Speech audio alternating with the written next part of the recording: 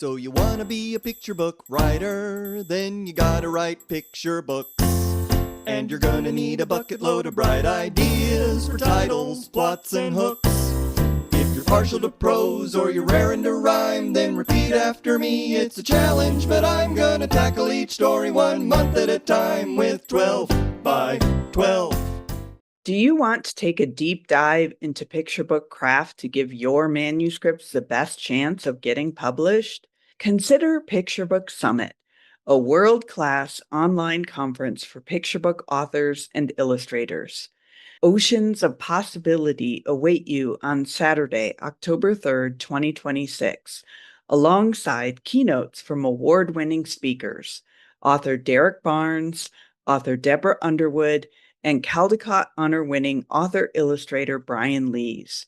Register by August 27th and get $100 off the regular price at picturebooksummit.com/Julie.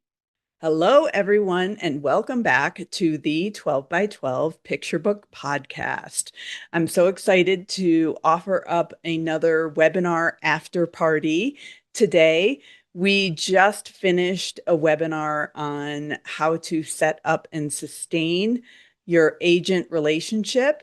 And so my guests on the podcast today were also the hosts of that webinar, Rachel Orr at Prospect Literary Agency, and two of her clients who are also 12 by 12 members, Suzy Levinson, whose latest book I think came out last year was Dinos That Drive, a poetry collection, and Tasha Hilderman, her second picture book came out last year, Lights at Night, and you have an early reader coming called, oh gosh, Mini Golf Fun. Mini Golf Fun. And by the way, I just have to say, because this is so fun, and this is going to be a theme of this podcast, that several years ago, Betsy Bird, who is a librarian in Evanston, Illinois now, and she's used to be at New York Public Library and is blogs for School Library Journal and podcasts and so on.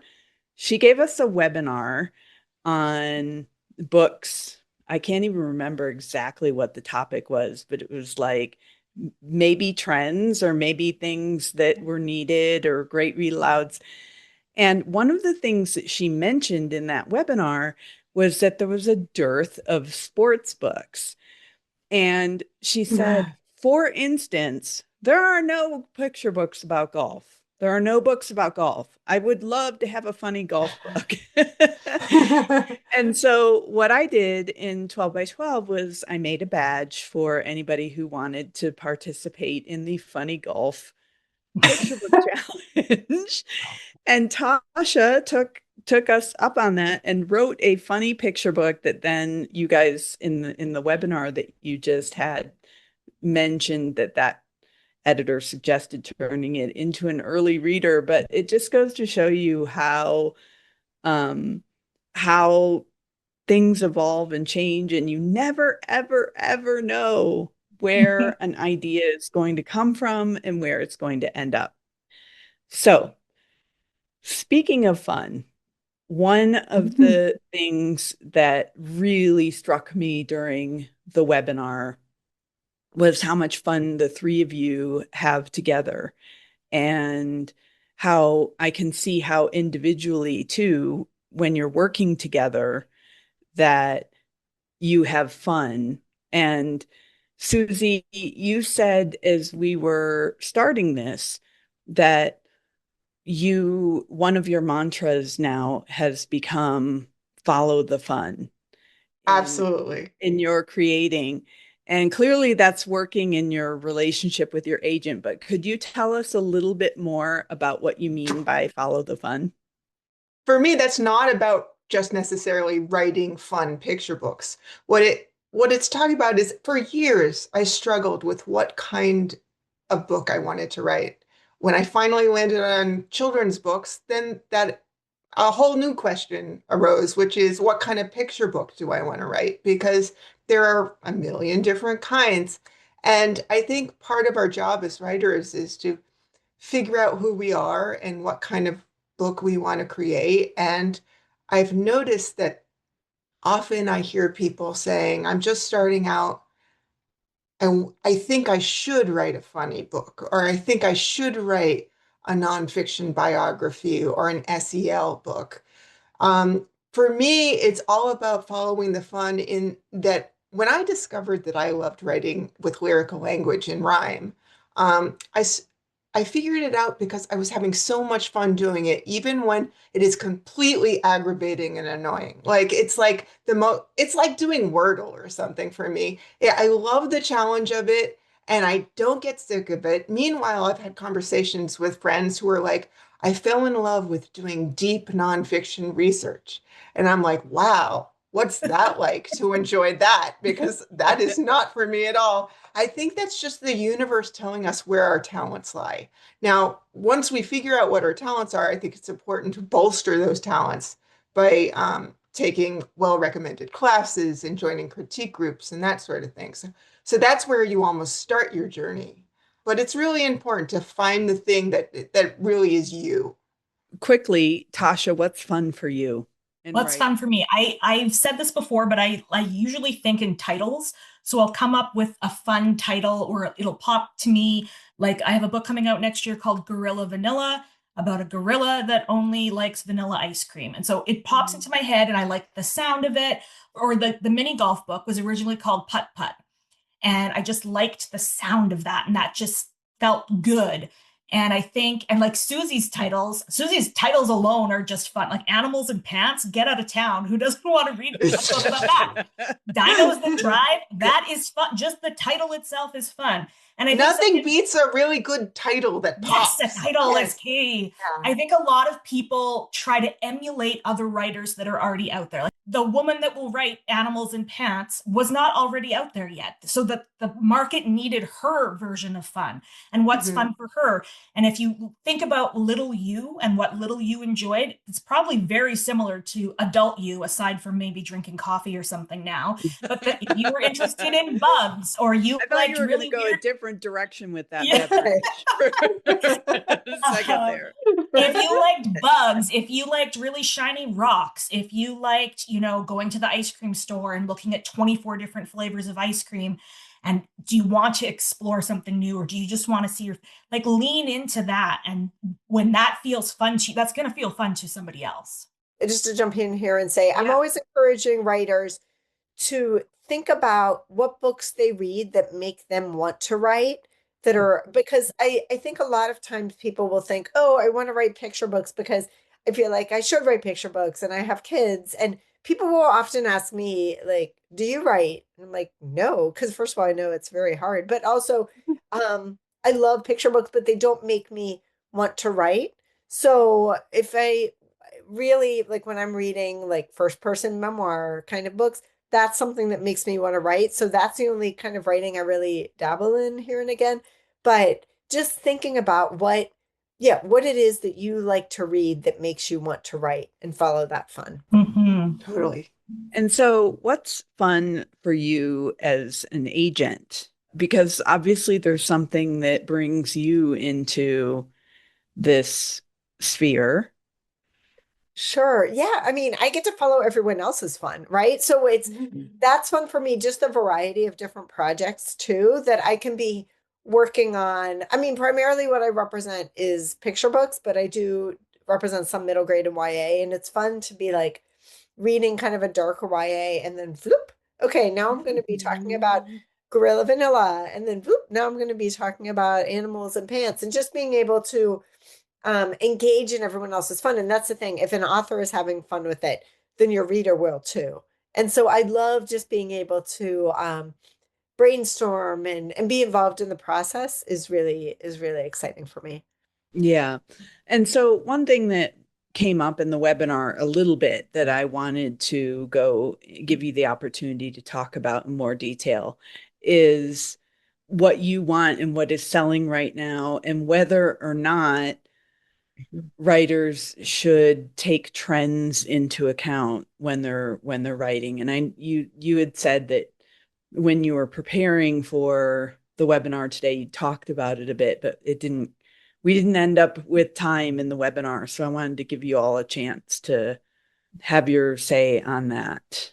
Well, I'll say that one thing I've learned is, as far as very specific trends, like, wombats are really a big deal in picture books right now. Well, if I'm noticing that, then those books were probably written 5 years ago and took several years to publish. And so I've already missed the boat.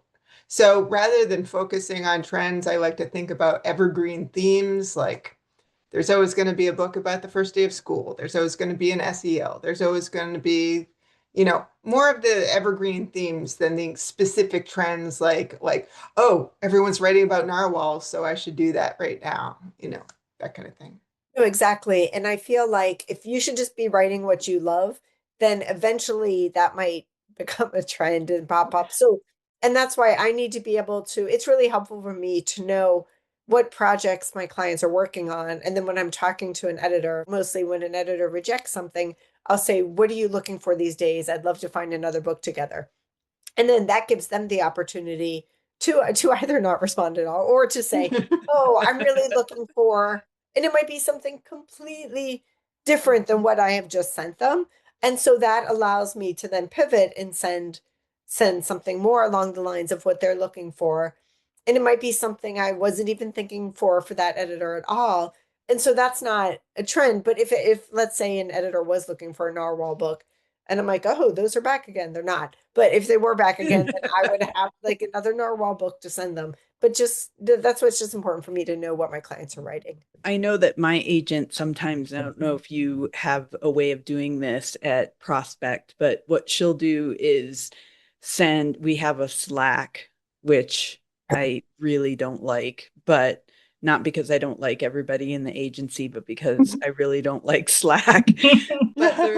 But there is a section where she'll say, if anybody has, a board book on X, reach out to me, or this editor is looking for, something, so that way, if we haven't already communicated to her some project that we're working on, then it will come to the fore and she can do that.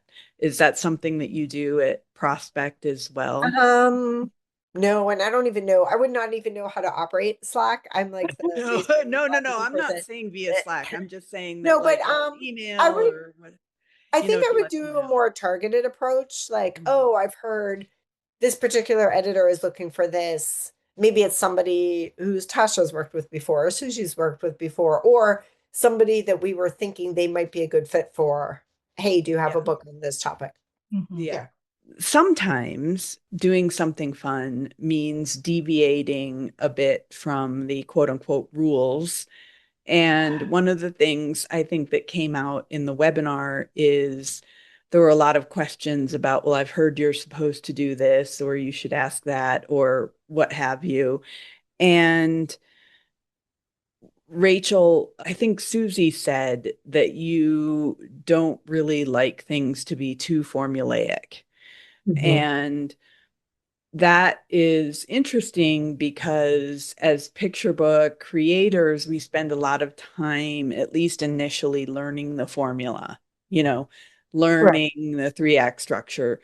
If, say, in Suzy's case, if you're writing in rhyme, you have to learn meter, you have to, learn these rules, but then not to be afraid to do something different. So I'm wondering if you could Right. talk a little bit about what you mean by formulaic and what you mean by enjoying books that aren't necessarily formulaic or that are fresh and doing something different.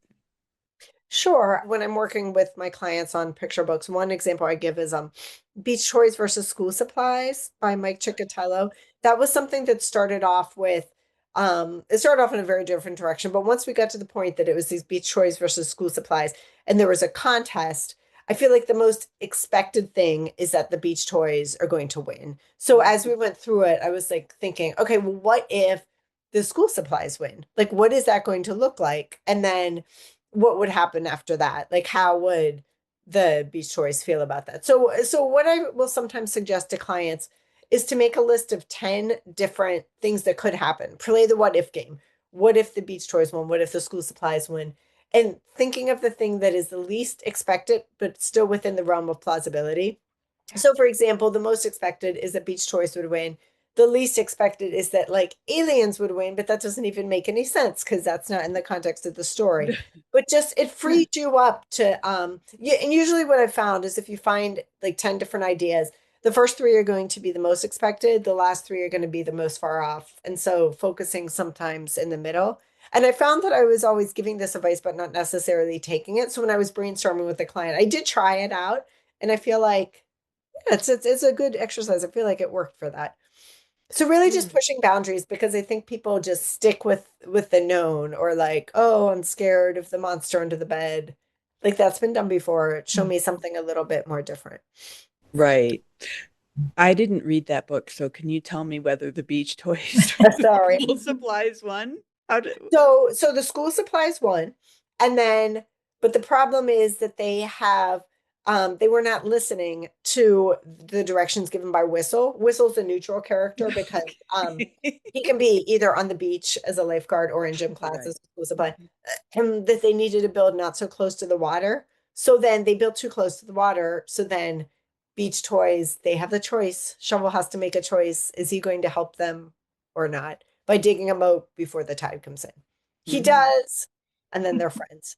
And You even know, that was an example of one where I had the dummy laying on the table and my whole family got involved in giving comments and everything. My daughter, who was 8 at the time, I was trying to encourage Mike to make the sandcastle be like this Taj Mahal. It needs to be this amazing thing that the school supplies have created. My daughter was like, oh, it should be a school. And I'm like, yes, do that. And so that's what he ended up doing. But yeah, that's very cool. So, with that advice, knowing that Rachel prefers Tasha, you said in the webinar that she likes a twist, and that's kind of what you just described. So, how do you guys try to, knowing that in the back of your head, how do you try to incorporate that into your process as writers? Something I'll do sometimes, I don't use this word, but the word I use is not podcast friendly. Sometimes I'll write at the top of the page, I'll oh, just write the crappiest draft ever, or the crappiest version ever of the story I want to write. So the most basic, the most predictable, like if I want to write a story about a gorilla and vanilla ice cream, what's the most basic, boring, dull? And I'm saying it's crappy, not the word I use. I'm saying it's a crappy version, and that gives me freedom to be like, I already know this is crappy. I know this is not going to be good. So then I don't have to judge myself for what it sounds like. And then when it goes down, then you can start to look at and be like, what would make this more interesting? What would make this less boring? How do I make this less predictable? What are some of these twists that could happen at the end? I think when you're starting out as a writer, you do have to learn the rules. It's like starting out as a driver. You have to know that you have a full and complete stop at the stop sign. So your back goes back and then you stop and then you move forward. You have to know the speed limit is 80 and you go 80. And to pass your driver, you need to do that. But then once you're a driver, you might sometimes have a rolling stop. You might be going 82. You might be going 90. You might, do some things because you know the rules and you know how they can sway and how they can bend because you've practiced following them. If you come out of the gate wanting to write a 2,000 word, very poorly metered and rhymed picture book and think, let the money roll in, it's not going to work. So when you start in those parameters and you follow that, then you start to get more experience under your belt that you can play a little bit more and have more of that fun. I 100% agree with that, working within parameters, because while Rachel likes fresh and not formulaic, I also love working. I feel like when I work within parameters, I could stretch my wings a little bit. So I have the parameters of usually meter and rhyme scheme. I I will go so far as to write the title, my name, a concept just to keep my eye on the prize, and then I'll paginate the sheet before I even write the story, just because I know that I could tightly work within the 14 and a half spreads without falling in the gutter. It just makes me feel all swaddled and cozy. And then I could go nuts within those parameters. And then sometimes when I get stuck on where to take a story, I will play the what if game where I'll say, this is so embarrassing, but I'll actually picture who's illustrating sometimes, and I'll be like, if John Klassen was illustrating this, please, Lord, let that happen one day. If he was illustrating this, what would the words sound like?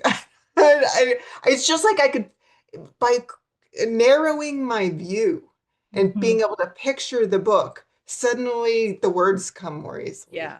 I do that Um, too sometimes, I admit. Maybe not that specifically, but I'll say I want this to feel like yeah, an X book yeah. or, not Because in the end, you're not right. Like if I say if this were a Bob Shea book or whatever, I'm just throwing out names of authors I love now, but like I'm not actually going to write a Bob Shea book. I'm going to write a me book, but right. with that angle that like narrows my view, and makes it easier. No, for Right. sure. I think that's a great example. And that's how mentor text can be used too, from not just thinking about from the art perspective, but reading a lot of one author and kind of thinking about what that voice sounds like. And a lot of people are hesitant to do that because they say, oh, then I'm copying. I'm like, you're not copying because you're not going to be that person. You're going to be your own person and it's going to sound fresh. And also just to say too, I like fun and not formulaic.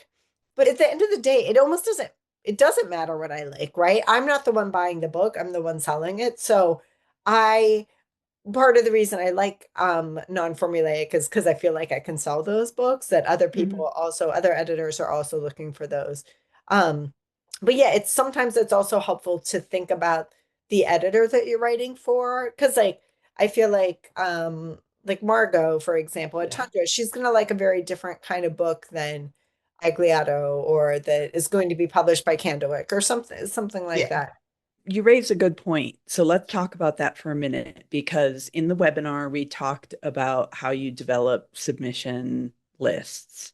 And that when we're first starting as authors and maybe we're on submission for the first time and you get that list, like here's who I'm going to send it to, and you're like, okay, and then as you get more experience and you're in the industry, then you might have ideas about which editor might be a good fit because now you've got your ear to the ground. So I'm Right. wondering, like, for instance, there are some editors I love and I just know I'm never going to work with because I don't write the kinds of books that they're going to look for. And, it's too bad, but that's kind of how it is. But I wonder, Tasha and Suzy, if you have ever made a suggestion to Rachel about somebody to put on the list or remove from the list as a result of some of the things that you knew? I feel like I've definitely said this sounds like for instance a Margot book to me before, or I've said even with Animals in Pants, I think I suggested an editor after we had gotten around to passes. We sold it. And That's Amy, you suggested. yeah. And I only knew about Amy Noveski because she was publishing Renee Latulipe's book. Mm, And I was like, she clearly knows rhyme. It's a very different book, but this editor clearly knows what she's talking about because that's a wonderfully rhyming book. So she knows what she's doing. So let's give it a shot. And as far as like, let's not send it to this person, I don't think I've done that, although I have occasionally observed that this particular editor never seems to like my stuff. But that's more like a casual venting thing. right. Yeah. What about you, Tasha? Have you? I think I did have some suggestions and Rachel was like, yeah, we can try them. They didn't work out. And one of them, Rachel was like, I just don't think she likes anything. And I'm like, I don't think she does either. I haven't had any that I've taken off the list. And then with my debut, it was a 2-book deal we talk about Margot a lot. She's getting lots of airtime. This is Margot Blankier, Yes. right? Yeah. Yes. Let's just say her full name in Yeah, her case people full are name. like, who the Everybody's gonna heck be are like, you talking who's about? this mysterious Margot? Yeah. Like Madonna, she just has one name. Exactly, just first name. My first two books were with her, and Suzy obviously is with her as well. So we're bringing her up a lot. And for me, she was just a very gentle and encouraging, like a great person to be going with for a debut. And she is open to hearing back from me about ideas and being like, is any of this interest you? No, she's not really looking for that right now. And so she's just had a really great relationship. So I think she's always just kind of on our list because we know she likes our writing. Right. Right. And she's so also, nice. yeah. No, and I feel like especially when I was an editor at Harper, like some of this might stem from that. I'm like, I think I just assumed that all the people I worked with would send me their next project. Like now I know as an agent that might not be how it happens, but I always feel like, oh, we should send it to them as a courtesy. It's not going to be right for them, but you still let them know that you're thinking of Yeah. them, and that's what it is. Yeah, So, you've got a pre-existing relationship, so it would make sense to at least let them know, even if you think it may not be Yeah. the right book for them right now. I also have the experience of editors that get every single one of my books because I know them and they know me and we want to work together, but we haven't found the right thing yet. Yeah. And so it's like, hey, here you go. Here's another one, hopefully 18 times is the charm or whatever. And I bet it will work too. At some It's point, good. It's bound to figure- happen. I mean, I need to, if I could produce more faster, it would help.